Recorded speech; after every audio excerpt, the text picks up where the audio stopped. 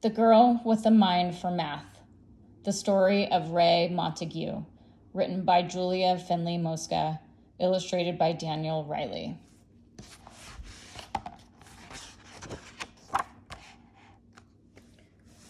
If there's something you want, but it seems out of reach, here's a story for you, a great truth it will teach.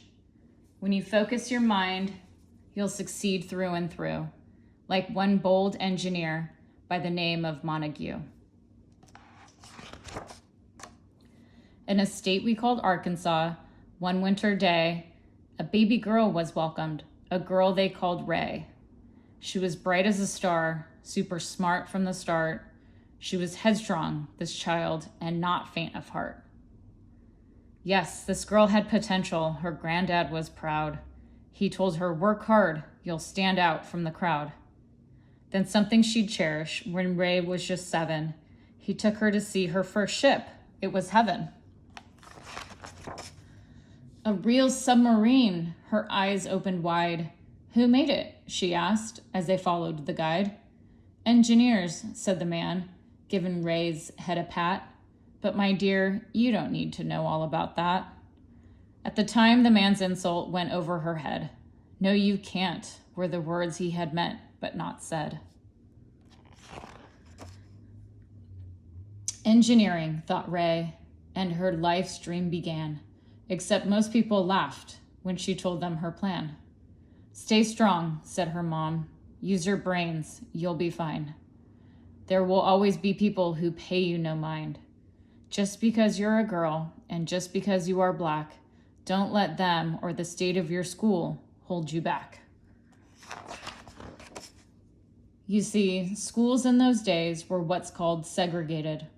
The black and the white students were kept separated. "That's wrong," you exclaim. It was dismal, no fooling. And worst of all, white kids received better schooling. But Raye studied hard. She had grit, taught herself. She was gifted in math and read books by the shelf. When the time came for college, she knew what to choose. She'd learned to build boats, but she got some bad news. "Engineering's not taught to black students," they said. Her heart hit the floor. "I'll take business instead." She'd learn what she could, and she'd learn the rest later. Their rules were unjust, but that school wouldn't break her. Raye finished with honors. Oh boy, what a smarty. She said her farewells. There was no time to party. "I'm off to a place filled with history's greats, the capital city of all 50 states. Now finding a job, it turned out that took time. She looked and she looked. Raye was not one to whine. Then it must have been fate. At least that's what it seems. She was hired to type where they built submarines. The Navy, that's right. Oh, but hold all your cheers. Ship designing was only for trained engineers. So she watched as they worked, and she learned every task, even studied computers by night in a class. Then her big break arrived. The whole staff got the flu. Raye did all her work, and the engineers too. Her boss was in shock. "How?" he exploded. "From memory," said Raye, and with that got promoted. Life should have been swell, yet that wasn't the case. Her boss treated her poorly because of her race. Many people like him tried to make her feel small. Raye just held her head high, and she outworked them all. What's next? From the White House, there came a command. The president ordered a ship. "Make it grand." "And quickly," he added. Well, that didn't fly. All those plans would take engineers months to supply. Here's the thing about that. When designing a boat, there are thousands of measurements one needs to note. All those numbers take math, and that takes some time.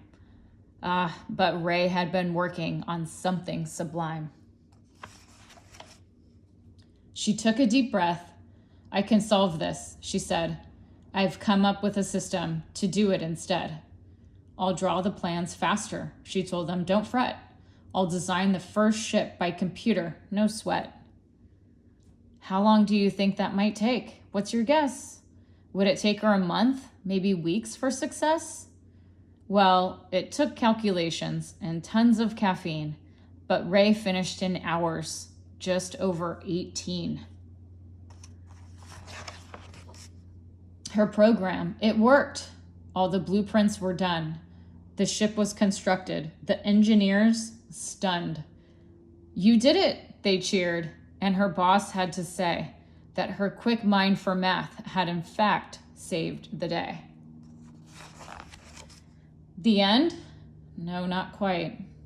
When Raye's ship was unveiled, only white men could go, and Raye's invite not mailed. Say what? You heard right. No invite? Horrible. In fact, some might say it was downright deplorable. Yet Raye kept her cool, gave her best every day, and in time all her skills were applauded. Hooray! People learned of her work. Who's this Raye? They demand.